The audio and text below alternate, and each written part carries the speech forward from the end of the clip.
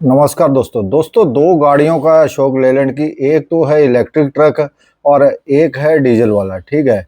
दोनों का मैं कंपेयर कर रहा था। इलेक्ट्रिक ट्रक में लगभग भी तो 28,000 रुपए का तो डीजल ही बच रहा, और लगभग 60-70 हज़ार रुपए के और जो खर्च है उसके टैक्स, उसका रोड टैक्स और उसका परमिट नहीं लगता है। और भी तरह के खर्चे बचते हैं, जैसे सर्विस कॉस्ट वगैरह बहुत कम आती, क्योंकि इंजन ऑयल वगैरह है, ऑयल फिल्टर वगैरह लगने नहीं है। तो इतना होने के बावजूद भी इलेक्ट्रिक ट्रक पॉपुलर क्यों नहीं हो रहा है, इसी के ऊपर मैं आपको हिसाब बताता हूँ, कारण क्या है इसके ऊपर। तो दोस्तों, दो गाड़ियों का मैंने इसमें आपको कंपेयर करके दिखाऊंगा। एक तो है बॉस 1218 ईवी। ठीक है। और दूसरी जो गाड़ी है वो भी अशोक लेलैंड की है, पार्टनर 6 बोल के है। तो दोनों में पहले मैं आपको बता दूं कि डिफरेंस क्या है दोस्तों। देखिए, जो बॉस ईवी है इसका 26 लाख के करीब इसकी कॉस्ट है, और जो डीजल वाली गाड़ी है पार्टनर 6 उसकी 14 लाख रुपए उसकी कॉस्ट है तकरीबन। मैं एक एवरेज प्राइस ले रहा हूँ, कहीं थोड़ा कम या ज़्यादा भी हो सकता है। उसके बाद इसका जो पेलोड कैपेसिटी है बॉस ईवी की, ये है आपकी 5,000 किलो, और दूसरे की है 4885 किलो, लगभग 115 किलो ही कम है, लगभग 5,000 सेम ही आप मान लीजिए। लेकिन आप इनका जीबीडब्ल्यू देखेंगे तो जीबीडब्ल्यू में काफ़ी डिफरेंस है। इसका 12 टन है और उसका है 7500 केजी। ऐसा इसलिए है क्योंकि जो ये गाड़ी है थोड़ी हल्की वाली, जो डीजल गाड़ी है, क्योंकि इसके बराबर की कोई गाड़ी मुझे मिली नहीं, इसीलिए लगभग मैंने सिर्फ लोड कैपेसिटी ही देख के इनको कंपेयर कर रहा हूं मैं। क्योंकि देखिए, भाड़ा तो लोड कैपेसिटी के ऊपर ही मिलेगा, जीवीडब्ल्यू के ऊपर तो आपको भाड़ा नहीं मिलेगा।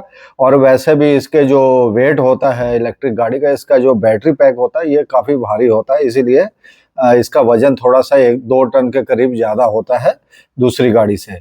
उसके बाद पावर की बात करूं तो इसकी 187 एचपी की पावर है, और उसकी 140 की पावर भी लगभग सेम है। इसकी रेंज बताई जाती है 300 से 350 किलोमीटर। ये आईडीसी रेंज है, लेकिन इतना कोई गाड़ी देती नहीं है, आप 300 से नीचे ही मान के चलिए।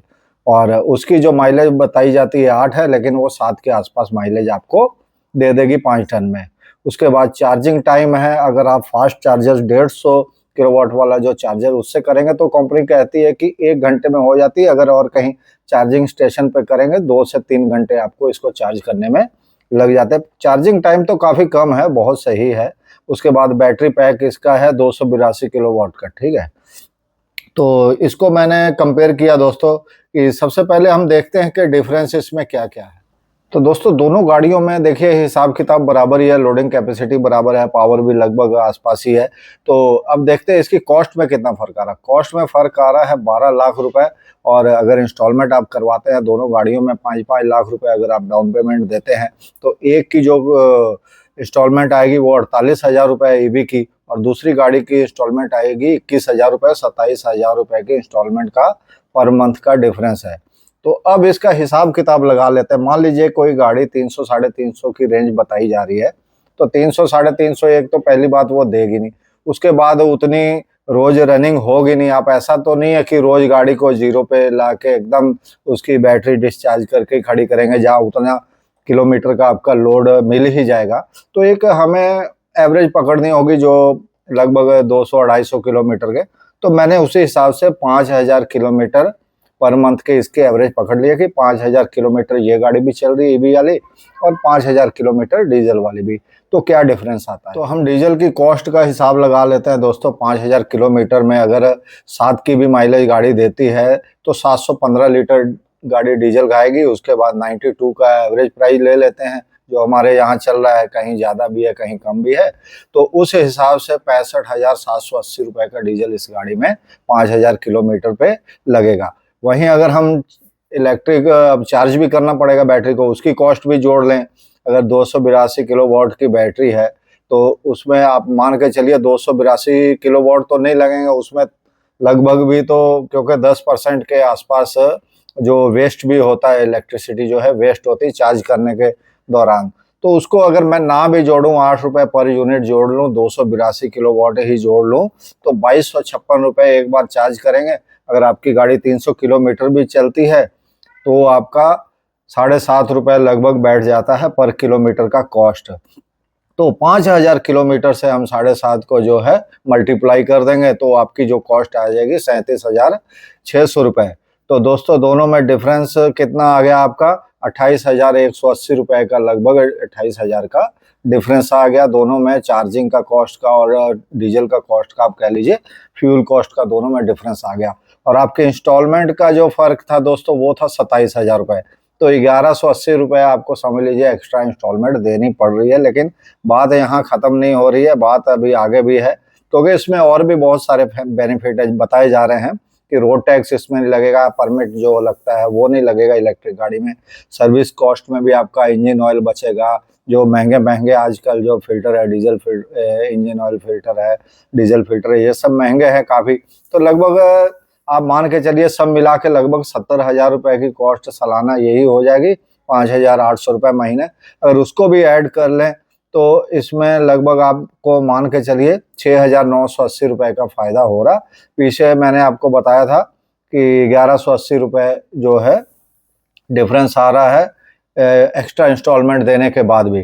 तो 6,980 रुपये मतलब 7,000 रुपये के लगभग बेनिफिट हो रहा है। लेकिन बात फिर यहीं नहीं ख़त्म होती, क्योंकि 5 से 6 साल इसकी बैटरी चलेगी, 10 से 12 लाख रुपए इसकी बैटरी पैक की कीमत होगी। एक अंदाज़ा, क्योंकि इसकी कोई कहीं प्राइस मुझे मिली नहीं, मैंने बहुत ढूंढा, लेकिन मैं मान लेता हूँ 10 से 12 लाख रुपए इसके बैटरी पैक की अगर कीमत है, तो 6 साल भी अगर उसकी लाइफ में मान लो तो आपका लगभग 16,660 रुपये पर मंथ ये कॉस्ट पड़ जाएगी।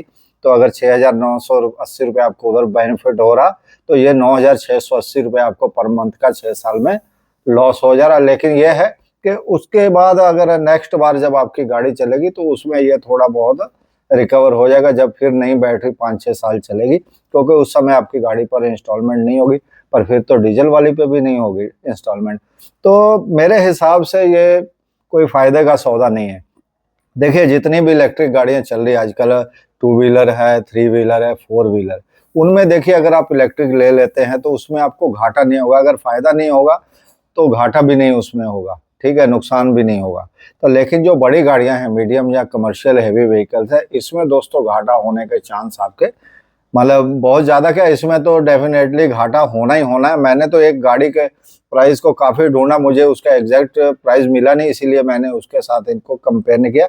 14/22 CV है बॉस अशोक लेलैंड की, उसका प्राइस बताया जा रहा है 85-86 लाख रुपए। तो उस हिसाब से तो वो गाड़ी बहुत ज़्यादा महंगी, उसकी तो कभी आप जो कीमत भी नहीं निकाल पाएंगे उसको चला के। उसकी रेंज भी 250 किलोमीटर के आसपास है अपना एक बार चार्ज करने। तो मेरे हिसाब से अभी जो भी बड़ी गाड़ियां हैं, कमर्शियल व्हीकल है, ये घाटे का ही सौदा है। अभी छोटी मोटी पार्टियों को लेके मेरे और आपके जैसे जो सिंगल ओनर है, इनको ये छोटी बड़ी गाड़ी लेके छोटी पार्टियों को कोई लाभ नहीं है, इसका हमको नुकसान ही होने वाला। अभी आप डीजल की गाड़ियां ही चलाएं। तो दोस्तों छोटी जो गाड़ियां हैं जैसे लाइट कमर्शियल व्हीकल है, छोटा हाथी वगैरह, ये अभी थोड़े पॉपुलर हो रहे हैं। आने वाली वीडियो में मैं इसके बारे में भी बात करूंगा कि इसको लेके फायदा है कि नुकसान है इलेक्ट्रिक में, अगर आप लेना चाहते हैं।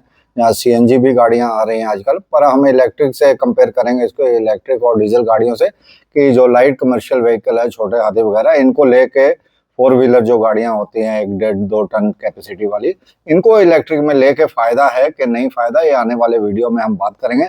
तो दोस्तों ये जो बड़ी गाड़ियां हैं इलेक्ट्रिक की, इसमें क्या क्या अगर थोड़ा बहुत सुधार किया जाए तो इसमें बिक्री में फ़र्क आ सकता है और ये गाड़ियों की जो गिनती है बढ़ सकती है। देखिए सबसे पहली बात है इनकी जो रेंज बढ़ानी होगी, क्योंकि बड़ी गाड़ियां लंबी रेंज पे चलती हैं। ये तो लास्ट माइल डिलीवरी वाली गाड़ियां नहीं कि 100-200 किलोमीटर चलेंगी, 500 कम से कम 500-700 किलोमीटर इनकी रेंज होनी चाहिए।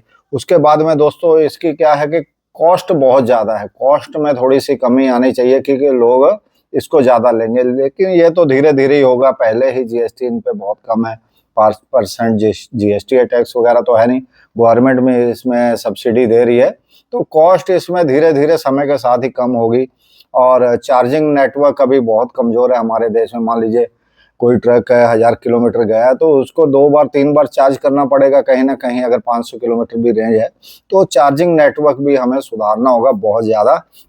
और एक काम करना होगा, अगर EV गाड़ियों को प्रोत्साहन देना है तो पुरानी गाड़ियों को EV में कन्वर्ट करना है। ऐसा इंफ्रास्ट्रक्चर जो है डेवलप करना होगा कि जो पुरानी गाड़ियां जो है EV में कन्वर्ट हो सके।